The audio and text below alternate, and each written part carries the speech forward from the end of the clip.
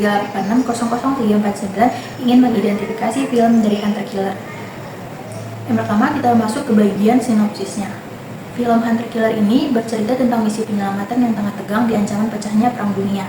Ceritanya dimulai saat kapal selam Amerika Serikat yang menghilang di wilayah perairan Rusia.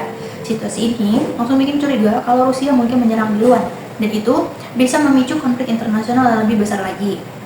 Nah, pada saat Kapten Joe Glass, pemimpin kapal selam USS Arkansas, dikasih tugas rahasia untuk menyelamatkan kapal selam Amerika Serikat yang hilang dan juga Presiden Rusia yang ternyata sedang dikudeta.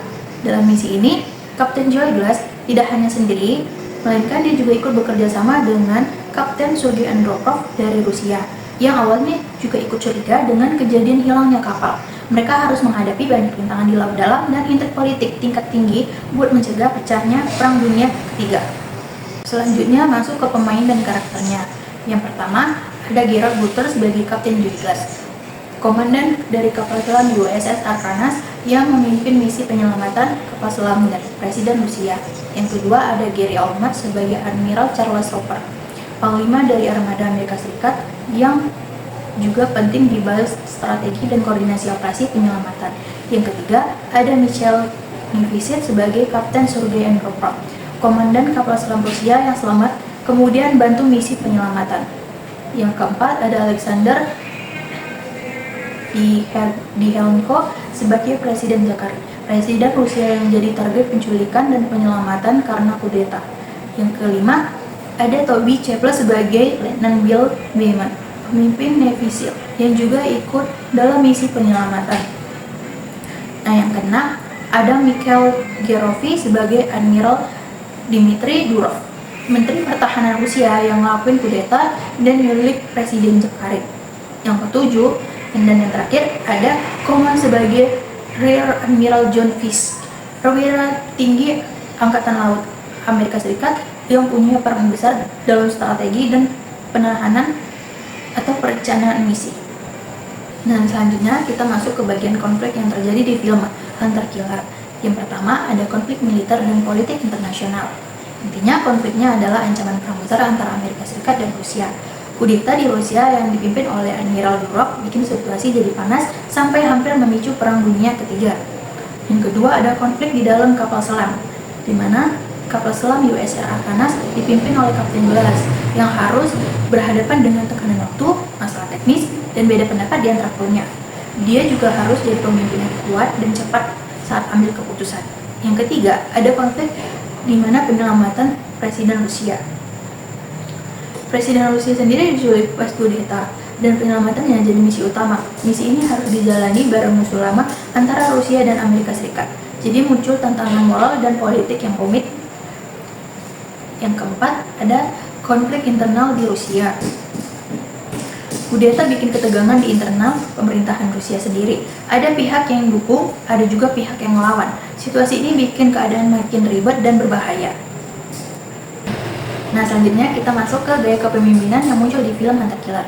Yang pertama, ada transformation. Pemimpin yang harus bisa menginspirasi timnya buat capai tujuan besar. Biasanya punya visi dan semangat tinggi. Yang kedua, ada transaksional. Pemimpin yang fokus pada hasil. Siapa yang kerja bagus dikasih reward, siapa yang salah dihukum. Yang ketiga, ada situasional. Gaya kepemimpinan yang fleksibel, tergantung kondisi dan karakter timnya. Yang keempat, ada otoriter atau autoraktif. Pemimpin yang ambil keputusan sendiri tanpa pendapat tim. Cocok di situasi darurat, tapi bisa bikin tim kurang nyaman kalau terlalu sering. Dan selanjutnya ada identifikasi gaya kepemimpinan karakter utama dari Hunter Killer. Yang pertama ada Kapten Joe Glass. Gaya kepemimpinannya yaitu transformasional. Dia menginspirasi dan membangun kepercayaan lewat tindakan berani. Krunya juga loyal karena percaya sama dia. Dia juga memiliki gaya kepemimpinan situasional. Bisa ganti gaya memimpin sesuai kondisi. Kadang tegas, kadang langsung, kadang terbuka, sama masukan krunya juga. Dia juga memiliki gaya kepemimpinan otoraktis. Saat keadaan gawat, dia ambil keputusan cepat tanpa diskusi. Efektif saat kondisi darurat. Yang kedua ada Admiral Charles Roper. Dia memiliki gaya kepemimpinan transaksional yang fokus ke hasil dan tugas. Dia kasih arahan yang jelas dan berharap perintah dijalankan dengan efisien. Yang ketiga ada Kapten Sergei Andropov. Dia memiliki kepemimpinan yang transformasional dan servant leadership. Walau awalnya musuh, dia membantu Glass demi tujuan yang lebih besar. Dia memiliki orang lain daripada dirinya sendiri. Yang keempat ada Letnan Bill Gaiman. Dia memiliki gaya kepemimpinan yang otoritaris, memimpin tim Navy SEAL dengan gaya keras, karena tugas mereka memang butuh keputusan cepat tanpa debat. Yang kelima ada Admiral Dmitry Durov, di mana gaya kepemimpinnya yaitu otoritaris, pakai kekuatan dan rasa takut untuk buat kendaliin. Gaya kepemimpinan ini perlu tekanan dan memimpin kepercayaan.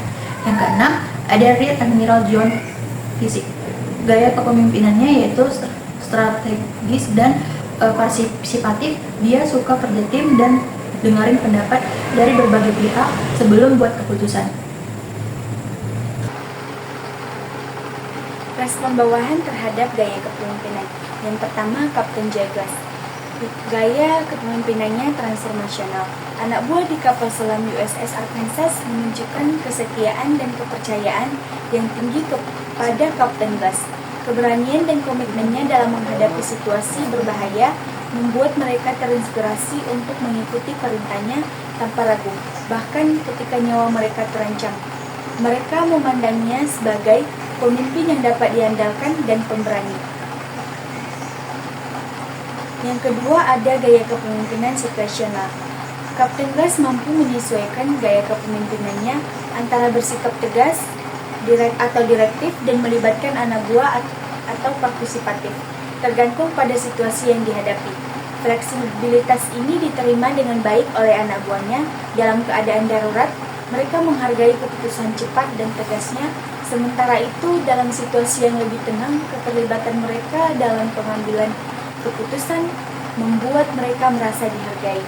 Yang ketiga ada gaya kepemimpinan otokratik atau otoriter. Meskipun beberapa keputusan bersifat otoriter, anak buah Kapten Glass tetap menerima karena mereka memahami pentingnya kecepatan dan efisien dalam situasi kritis. Kepercayaan yang sudah terbangun sebelumnya membuat mereka tidak merasa tertekan atau menolak. Yang kedua ada kepemimpinan Laksamana Charles Roper, yang dimana gaya kepemimpinannya ada gaya transaksional. Anak buah Laksamana Roper memungkinkan besar merespon dengan kepatuhan dan kerja efisien.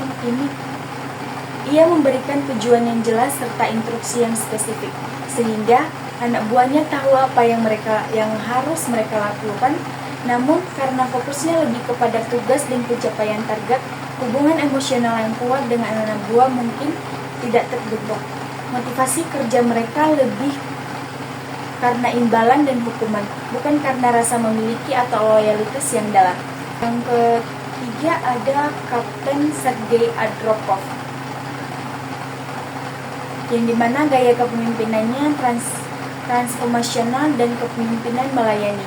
Walaupun awalnya berada di pihak yang berbeda, Kapten Andropov berhasil membangun kepercayaan dengan Kapten Glass dan timnya melalui keahlian serta informasi penting yang ia sampaikan.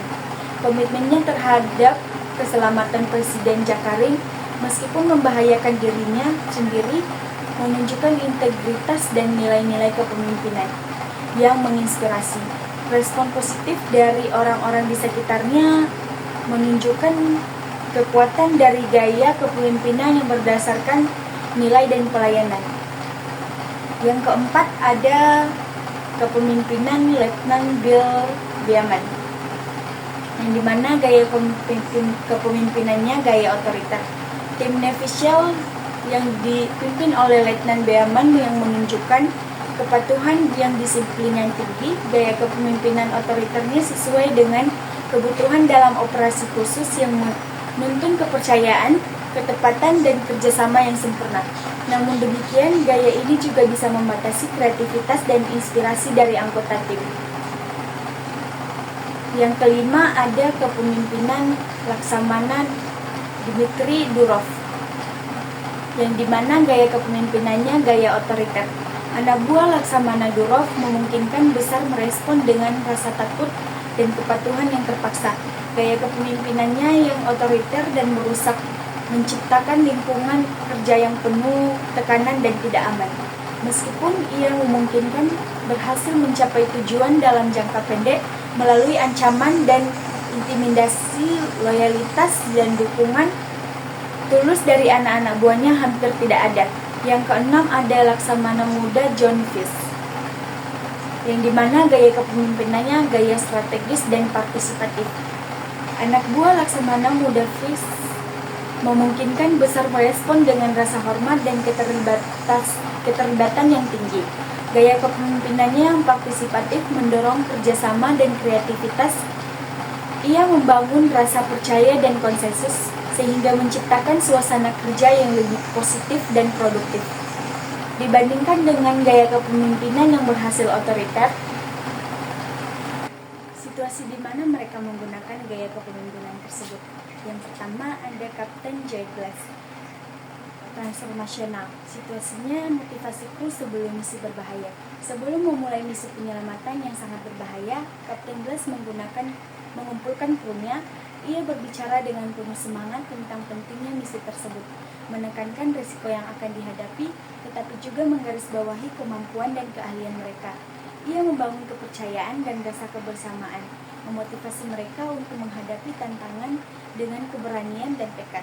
Ia tidak hanya memerintah, tetapi juga menunjukkan kepemimpinan melalui tindakan dan komitmen sendiri. Yang kedua, situasional. Situasi menghadapi kerusakan mekanis di kapal selam.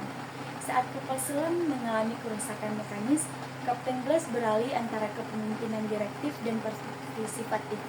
Ia memberikan instruksi yang jelas dan tegas untuk tindakan perbaikan darurat, namun juga melibatkan para ahli teknik dalam mencari solusi terbaik. Ia mendengarkan saran dan masukan mereka. Kemampuannya beradaptasi dengan situasi menentukan keberhasilan perbaikan.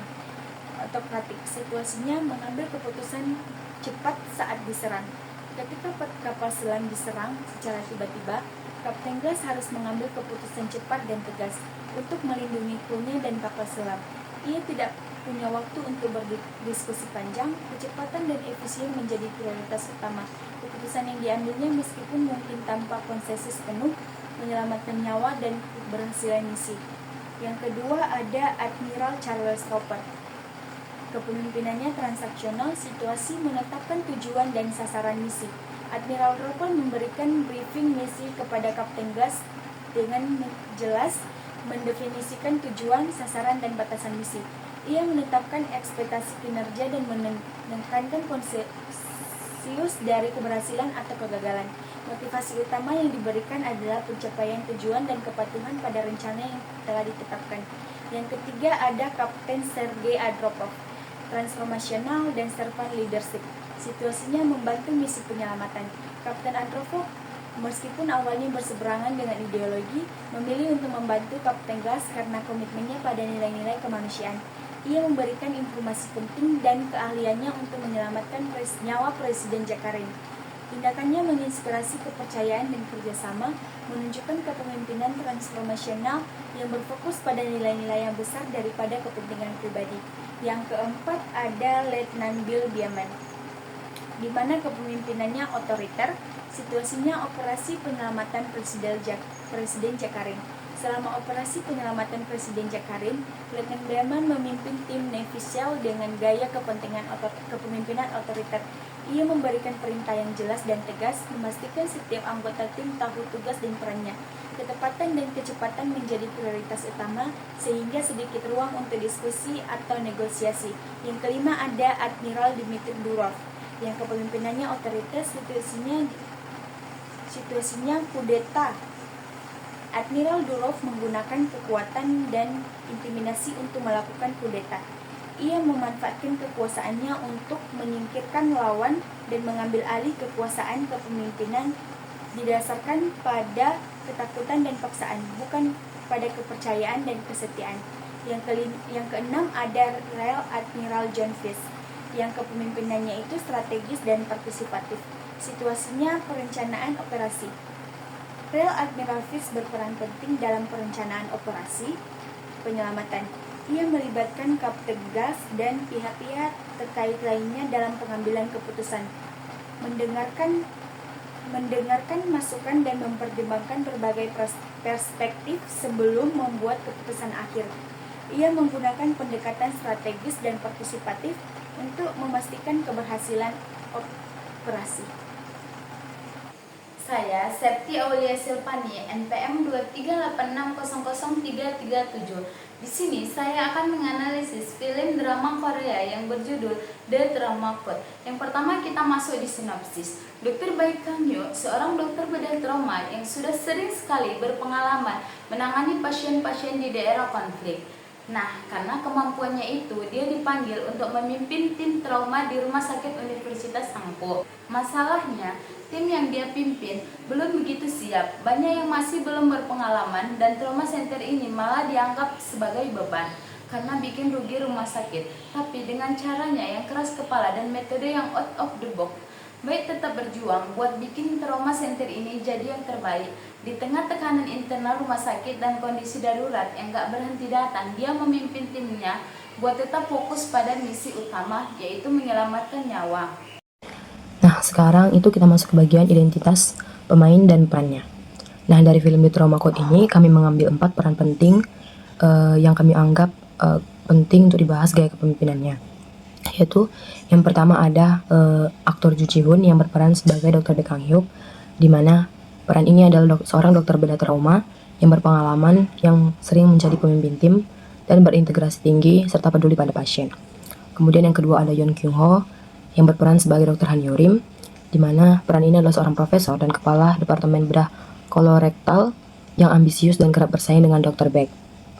Dan ia menyimpan dendam terhadap Dr. Baek Kang-hyuk. Kemudian yang ketiga ada Kim Il-sung sebagai direktur dari Rumah Sakit Hankook, di mana peran ini itu adalah pimpinan rumah sakit yang sering berhadapan dengan tekanan finansial dan kebijakan operasional dari tim trauma berat. Kemudian yang terakhir ada Kim Sun-young yang berperan sebagai Kang Myung-hee, di mana peran ini tuh adalah seorang menteri yang mendukung pengembangan trauma center dan memiliki pengaruh yang sangat penting dalam kebijakan rumah sakit. Nah, selanjutnya ada konflik.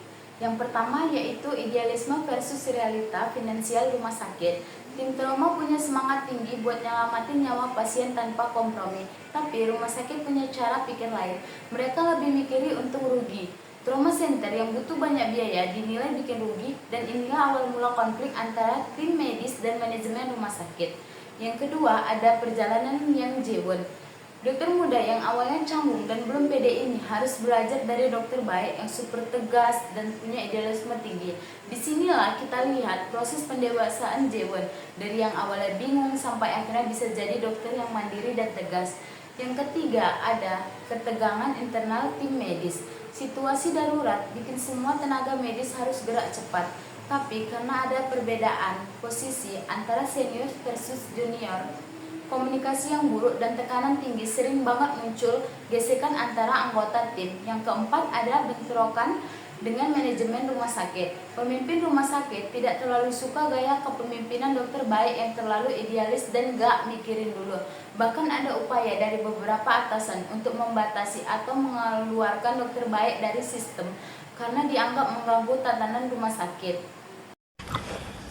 Nah, selanjutnya kita bahas tentang gaya kepemimpinan yang kami dapat di dalam film, yaitu yang pertama ada transformasional, di mana dalam gaya kepemimpinan ini, pemimpin menginspirasi dan memotivasi tim untuk mencapai tujuan bersama yang lebih besar, serta membangun komitmen yang lebih kuat, tetapi membutuhkan pemimpin yang karismatik dan lebih visioner. Kemudian, yang kedua itu ada gaya kepemimpinan transaksional, di mana pemimpin itu lebih berfokus pada pertukaran. Upaya tim dibalas dengan penghargaan ataupun dengan hukuman. Efisien untuk tugas-tugas yang lebih jelas dan terukur, tetapi juga dapat menurunkan kreativitas dan inovasi. Selanjutnya ada identifikasi nama dan gaya kepemimpinan. Yang pertama ada Dr. Baek Kang-hyuk, yaitu kepemimpinan transformasional dan situasional. Dr. Baek adalah tipe pemimpin yang bisa bikin orang lain semangat dan percaya diri. Dia tenang saat menghadapi situasi genting dan bisa membuat keputusan cepat demi menyelamatkan nyawa pasien. Ia juga fleksibel, bisa menyesuaikan cara memimpinnya sesuai keadaan, kadang tegas, kadang mendukung penuh timnya. Yang terpenting bagi dia adalah keselamatan pasien. Meskipun itu, berarti harus berhadapan dengan kebijakan rumah sakit yang lebih fokus pada uang. Yang kedua ada Dr. Han Yo-rim.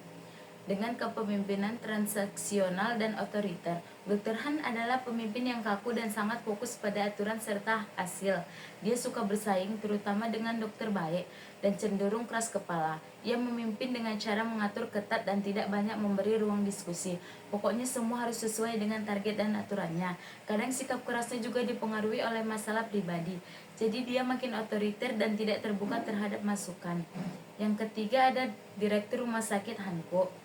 Dengan gaya kepemimpinan transaksional, direktur ini lebih fokus pada sisi bisnis rumah sakit. Baginya yang paling penting adalah bagaimana rumah sakit tetap berjalan dengan efisien dan tidak rugi. Gaya kepemimpinannya cenderung menekankan aturan, penghematan, dan pencapaian target. Meskipun kadang bertentangan dengan idealisme para dokter, dia tetap harus membuat keputusan yang realistis demi keberlangsungan rumah sakit. Yang keempat ada Kang Myong Hyun, yaitu menteri. Dengan kepemimpinan transformasional, Ibu Menteri adalah pemimpin yang punya visi besar. Ia ingin membangun sistem kesehatan yang lebih baik dan modern. Ia mendukung penuh tim medis dan pusat trauma dengan kebijakan yang mendorong perubahan positif. Gaya kepemimpinannya penuh semangat dan memberi inspirasi karena ia percaya bahwa perubahan besar bisa terjadi jika semua orang punya tujuan yang sama. Selanjutnya ada respon dari bawahan. Dr. Baek Kang Myo, timnya kayak Yo Song Jo dan Yo Do Eun ngerasa bangga bisa kerja di bawah Dr. Baek. Meskipun dia keras dan galak saat situasi genting, mereka tahu dia peduli sama pasien dan timnya. Trauma Center bagi mereka bukan cuma tempat kerja, tapi tempat perjuangan bareng-bareng. Karena Dr. Baek juga pintar baca situasi, anggota tim merasa aman dan nyaman. Mereka tahu mereka nggak dipaksa jadi sama rata, tapi diperlakukan sesuai kemampuan dan kebutuhannya. Walaupun kadang suasananya tegang pas dia lagi otoriter, mereka tetap percaya karena tahu semua itu demi kebaikan pasien. Selanjutnya Dr. Han Yuring, bawahan seperti Ji-won awalnya merasa agak tertekan karena ekspektasi tinggi dan gaya pimpinan yang kaku. Tapi karena Han Yuring juga memberi kesempatan buat membuktikan dirinya, akhirnya Ji-won bisa berkembang. Namun suasana kerja di bawah Han Yuring sering kali kaku karena gaya otoriternya bikin staf jadi lebih banyak ikut perintah daripada berdiskusi atau improvisasi. Buat yang suka kerja terstruktur mungkin cocok, tapi buat yang butuh ruang untuk eksplorasi, gaya ini bisa jadi bikin stres.